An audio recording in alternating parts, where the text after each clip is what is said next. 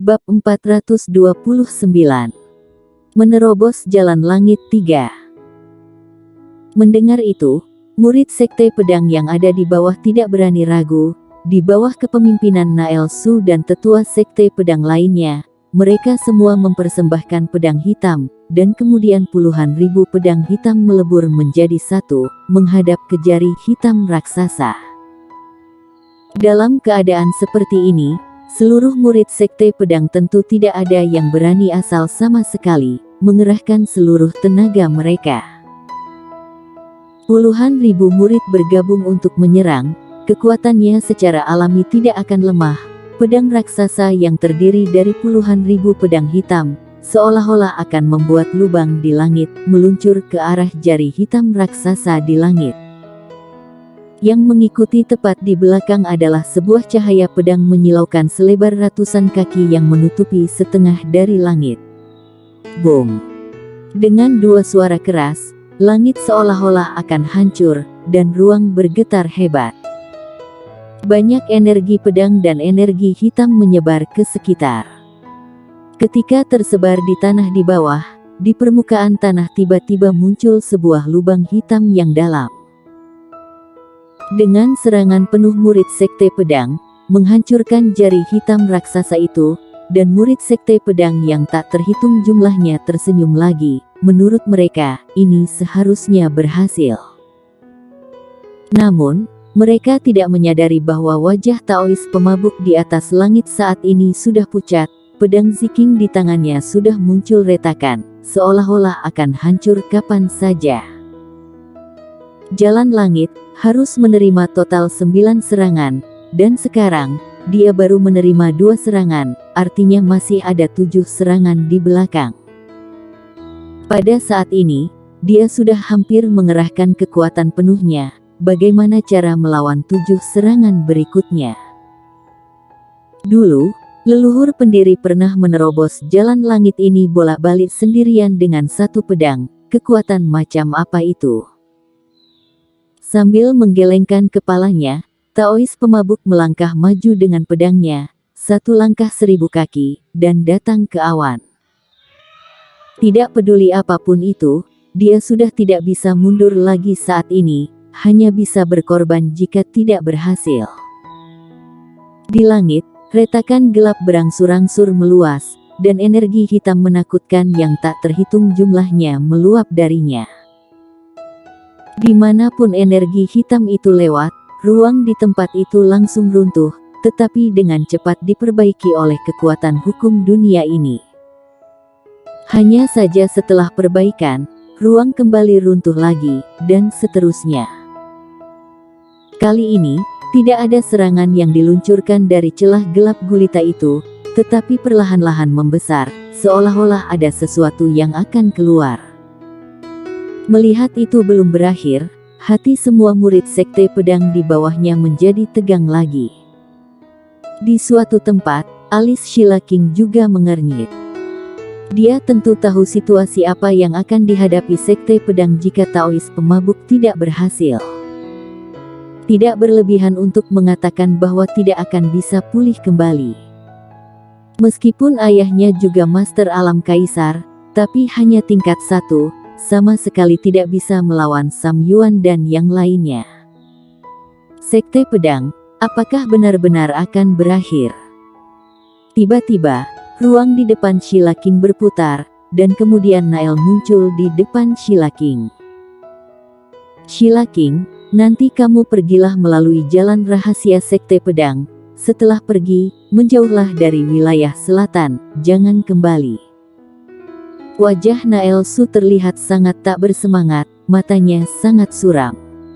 Apakah benar-benar tidak ada kesempatan lagi? Sheila King bertanya dengan lembut.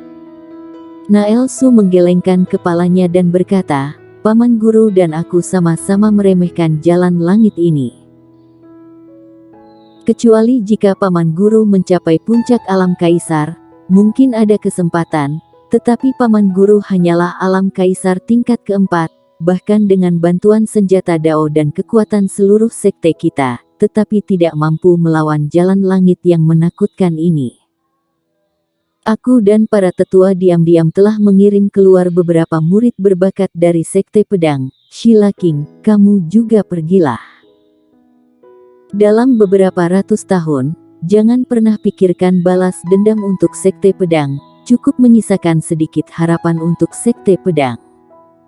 Aku tidak akan pergi. Sheila King berkata pelan, Sekte Pedang sekarang membutuhkan tenaga, bagaimana aku bisa pergi sekarang?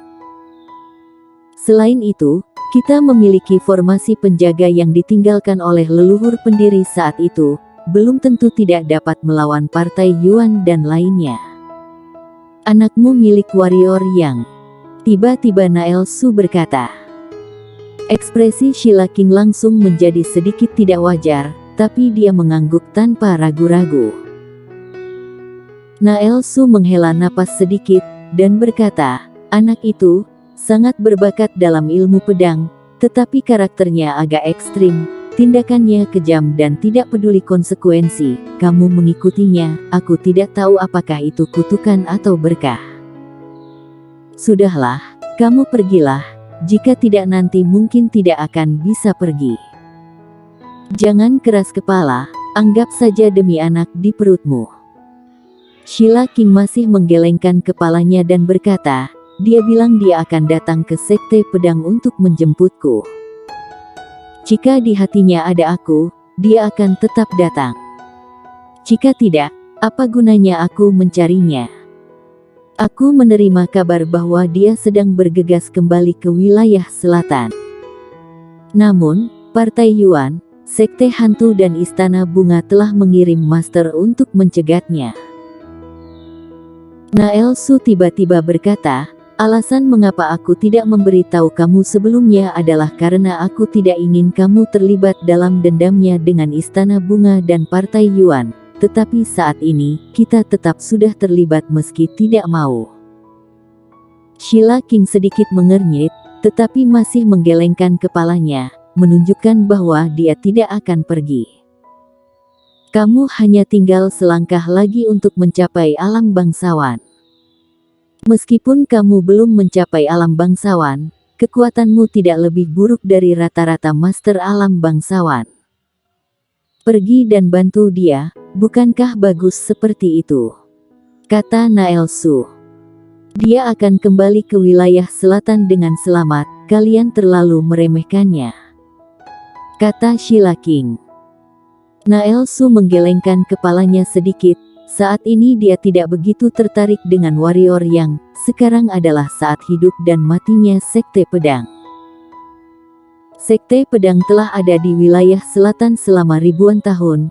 Jika hancur di tangannya, maka Nael Su akan benar-benar menjadi pendosa Sekte Pedang. Karena itu, meski dia tidak bisa menandingi Partai Yuan dan 3 sekte lainnya, dia tetap harus berusaha melawan sekuat tenaga. Adapun Sheila King, jika sudah sampai terpojok, dia punya caranya sendiri untuk mengirimnya pergi. Pada saat ini, retakan hitam pekat di langit telah melebar hampir beberapa ratus kaki. Melihat ke atas dari bawah, seolah-olah langit telah terkoyak hingga membentuk lubang besar, memperlihatkan warna hitam pekat yang tak berujung di dalamnya, membuat orang gentar. Tiba-tiba, sebuah jari yang lebih besar dari yang sebelumnya perlahan-lahan keluar dari celah gelap. Ketika jari raksasa itu keluar setengah, jari lain mengikuti di belakangnya, dan jari terakhir sedikit pendek daripada jari depan, seolah-olah itu adalah jari manis dan jari telunjuk manusia. Ketika dua jari itu muncul, kecuali bukit utama Sekte Pedang, puncak gunung di sekitarnya yang runtuh semakin runtuh ke bawah, dan arus udara yang kuat menekan ruang di atas langit hingga terdistorsi. Perisai pelindung emas di atas bukit utama Sekte Pedang perlahan tenggelam di bawah tekanan udara ini, seolah-olah akan pecah kapan saja. Melihat adegan ini, murid Sekte Pedang terkejut. Benda apa sebenarnya jari raksasa ini? Kenapa bisa begitu menakutkan? Sanggupkah Dewa Pelindung Sekte Pedang menahannya? Di kejauhan, wajah Sam Yuan dan yang lainnya juga sangat serius saat ini. Kedua jari raksasa ini membuat mereka merasa sedikit berdebar, bahkan mereka pun mungkin tidak dapat menerima kekuatan di dalamnya. Sebelumnya, mereka masih agak yakin untuk menerobos jalan langit, tetapi sekarang setelah melihat pemandangan ini, jejak keberuntungan dan kepercayaan di hati mereka menghilang tak berbekas. Dengan kekuatan mereka saat ini, datang menerobos jalan langit pasti akan mati. Kecuali mencapai puncak alam kaisar, mungkin masih bisa mencobanya. Di atas awan, menyaksikan dua jari raksasa perlahan jatuh, tangan kanan Taois pemabuk perlahan mengepal, energi hitam di dalam tubuhnya melonjak seperti gelombang, dan pedang Ziking bergetar hebat, memancarkan cahaya pedang.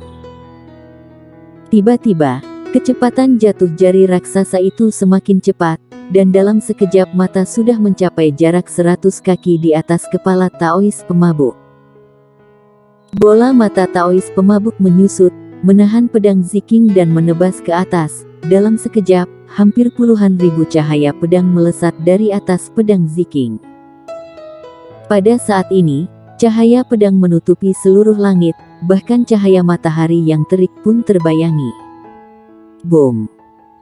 Dengan suara keras, jari raksasa hitam pekat itu langsung menembus cahaya pedang di langit, kemudian kecepatannya tidak berkurang, dan langsung menghantam tubuh Taois pemabuk. Tiba-tiba, Taois pemabuk jatuh langsung dari awan.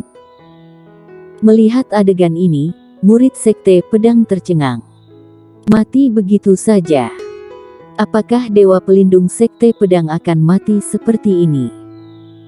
Pada saat ini, murid sekte pedang tampak seperti telah kehilangan jiwa mereka.